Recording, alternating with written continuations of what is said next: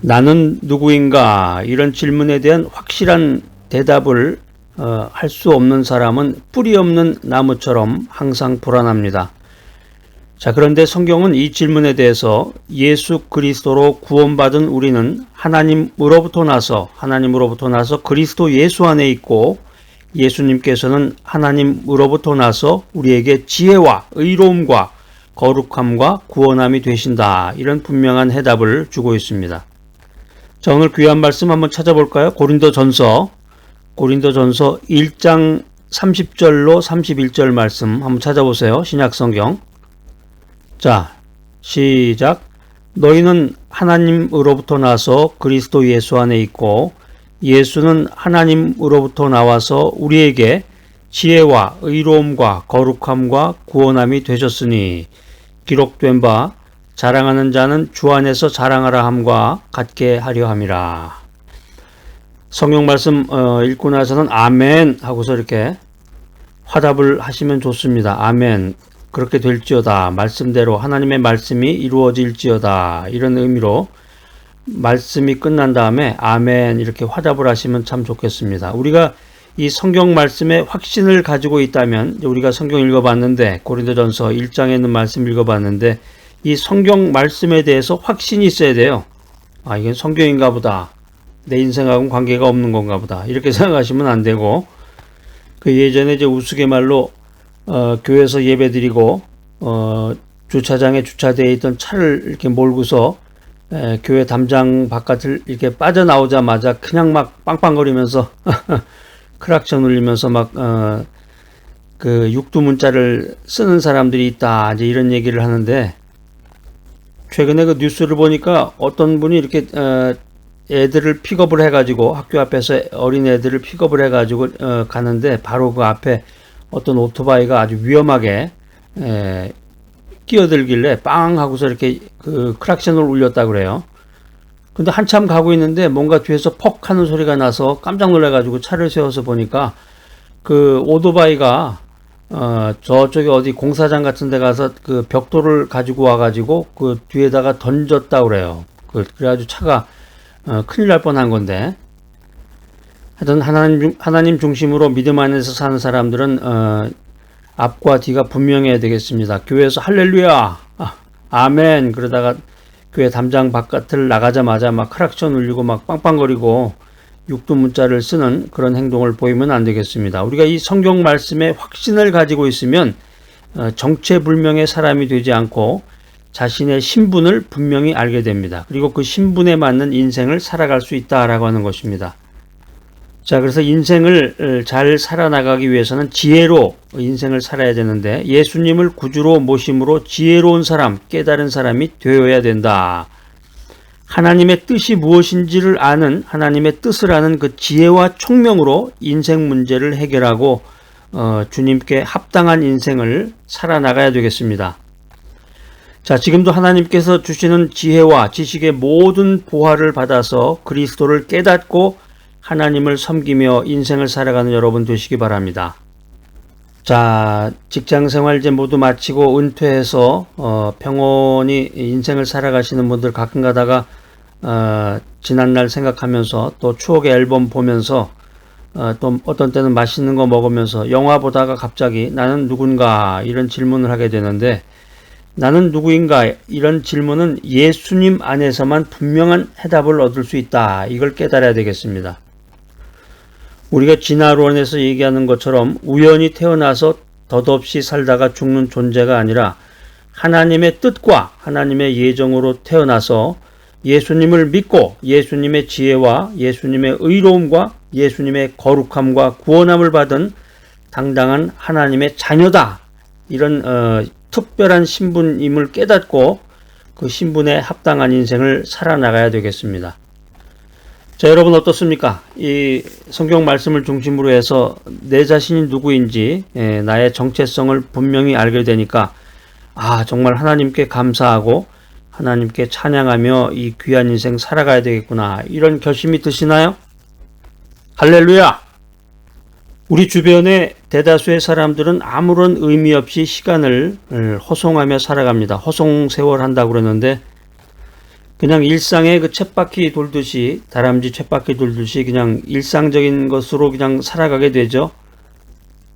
아침에 일어나서 세수하고 이 닦고 아침 먹고 좀 있다 보면 점심 되고 저녁 되고 이렇게 하루가 지나가기도 하고, 또 친구들하고 전화를 하거나 부모나 자식이나 친척들하고 대화 나누거나 또 만나서 식사 나누고 뭐 이렇게 그런 작은 일들이 이어지면서 인생이 지나가게 됩니다. 어떤 사람들은 인생을 고통이라고 탄식하면서 죽음을 계획하기도 합니다. 그 예전에 보니까 어떤 사람은 자기 죽는 거에 대해서 다 준비해 놓은 분도 계시더라고요.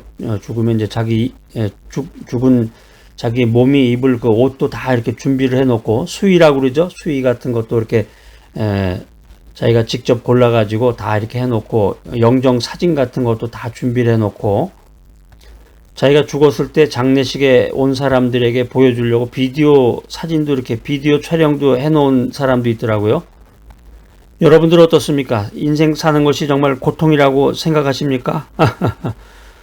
그 삶이 행복하다고 고백하는 사람은 사실은 소수에 불과한데, 성경에 보면은 그런데 인간은 누구나 소박한 인생, 소박한 행복을 누릴 수 있다, 이렇게 우리들에게 권면해주고 있습니다. 이 행복이라고 하는 것이 아주 거창하고 위대한 것들로부터 오는 게 아니라 매일매일의 삶 속에서 소소한 일들로부터 발견되는 거죠.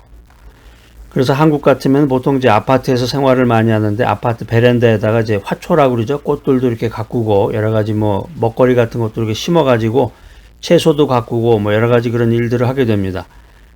우리가 인생 살아가면서 이 삶의 의미와 삶의 목적을 발견해야 되겠습니다. 내가 어디서 와서 어디로 가는지 알지 못하고 그 최희준의 그 나그네 길 하숙생, 그 하숙생 노래처럼 인생은 뭐 어디서 와서 어디로 흘러가는가 그 노래 가사처럼 자기의 그 정체성을 상실한 채 방황하며 살아가는 것이 인생이다라고 하는 것입니다. 자, 그런데 우리가 믿음 안에서 성경 말씀을 통해서 예수 그리스도의 십자가 대속의 은혜를 통해서 잃어버린 고향과 하나님의 자녀로서의 정체성을 찾게 되었다라고 하는 것입니다. 할렐루야. 믿음 안에서 예수 그리스도를 통해서 거듭난 사람은 삶의 진정한 의미인 하나님을 찾게 됩니다. 하나님을 찾게 됩니다. 또 삶의 가치인 예수 그리스도를 섬기게 됩니다. 그리고 더 나아가서 삶의 목적인 천국을, 하늘나라를 확실히 마음속에 품게 됩니다. 인생의 소박한 행복을 갖고 인생을 살아나가기 위해서 탐욕을 버리는 겸허한 마음을 가져라. 탐욕이라는 게 이제 흔히 쓸데없는 욕심이라는 말로 표현을 하기도 하는데, 이 탐욕이 파탄을 가져옵니다. 그 나이 들어서 이제 쓸데없이 사치를 한다고 그러죠. 쓸데없는 그 사치를 하거나 주변에 있는 사람들, 나보다 못한 사람을 무시하거나 뭐 이러면서 인생을 살아가는 사람도 있어요. 과시하듯이.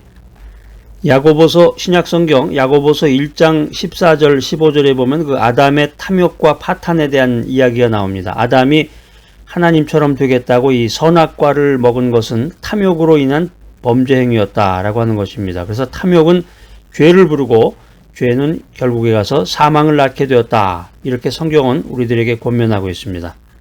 우리가 인생 살아가면서 겸손한 마음으로 하나님의 은혜를 간구해야 됩니다.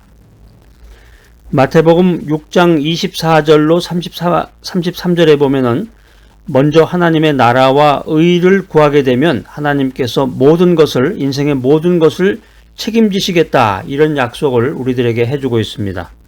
제가 그 전에 마육 33이라고 해서 한번 말씀을 드렸는데, 이 구절이 아주 중요한 구절이에요. 마태복음 6장 33절. 그래서 제가 마육 33이라고 해서 기회가 될 때마다 여러 번 말씀을 드리는데 한번 찾아보세요. 마태복음 6장 33절 마육 33이라고 제가 말씀을 드렸는데, 인생의 그 소박한 행복을 가지고 이 귀한 인생을 살아나가기 위해서 또 필요한 것은 선한 인간관계를 유지해 나가야 됩니다.